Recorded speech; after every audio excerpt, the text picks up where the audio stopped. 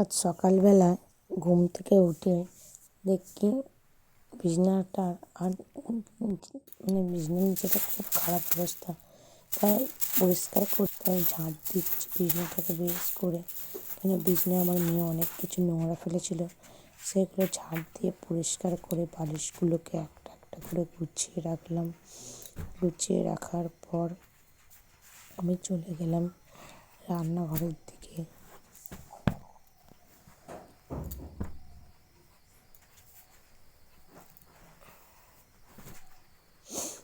মাছগুলো গুছিয়ে রাখলাম, আর গুছিয়ে রাখার পর আমি তারপরে আলনাটাকে ভালো করে আমাদের দেওয়াল আলমারিটাকে ভালো করে পরিষ্কার করলাম।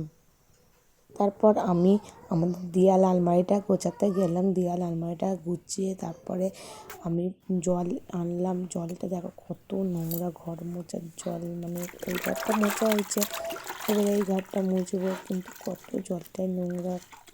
আমার তো ক্যামেরা ধরার কেউ নেই, আমি এক হাতে ক্যামেরা ধরছি, তার জন্য আমি এক হাতে মোছাটা নিংড়ে নিলাম। আর দেখো এবারে মুছতে আরম্ভ করলাম। ঘরে এতই নোংরা করেছে যে ঘরটা মুছতে এত জল বেরিয়েছে নোংরা।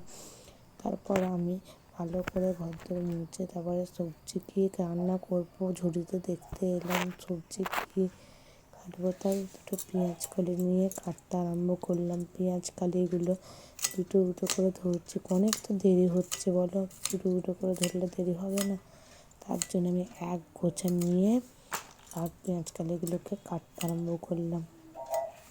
পেঁয়াজ কালিগুলো কাটার পর আমি দেখো চুবিতে অনেকগুলোই বেশ পেঁয়াজ কালি হয়ে গেছে। তারপরে আমি রান্নাঘরেতে চলে এসেছি। চালটা বার করেছিলাম তখন সেই চালটাকে ধুতে তারপরে মুড়ি বার করলাম। দুটো মুড়ি খেলাম, খুব খিদে পাচ্ছে গো। এতই খিদে পাচ্ছে যে আমি থাকতে পারছি না। তারপরে দেখো কত নোংরা। তারপরে আমি পেঁয়াজ কালিগুলো মুঠো করে ধরে কেটে গুছিয়ে তারপরে কপিটা কাটলাম। কপিটা কাটার পর সেই কপিগুলোকে রান্নাঘরে নিয়ে গেলাম। রান্নাঘরে নিয়ে গিয়ে বেশ করে ধুয়ে নুন জল দিয়ে সেদ্ধ করলাম। কেননা এখনকার দিনের কপি বলো, অনেক মাটিতে সার দেওয়া হয়, কত কীটনাশক ওষুধ দেওয়া হয়, এগুলো কিন্তু আমাদের মাঠেরই কপি, আমাদের তো চাষ করা হয় এই মাঠেরই কপি এগুলো।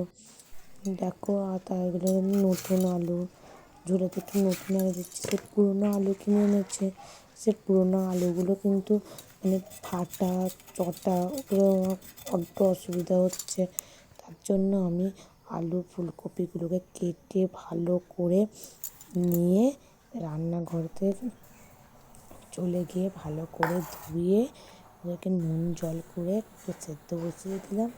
ওরা ফুটতে আরম্ভ করলো, ফোটার পর আমি তারপরে ফুলকপি, আলু, কড়াইশুঁটি, টমেটো ইত্যাদি দিয়ে ঝোল বসালাম। ঝোলটাকে বসিয়ে একটু নাড়াচাড়া করলাম, তেল দিয়ে পাঁচফোড়ন, কাঁচা লঙ্কা দিয়ে সব নাড়লাম। এবার ভালো করে তারপরে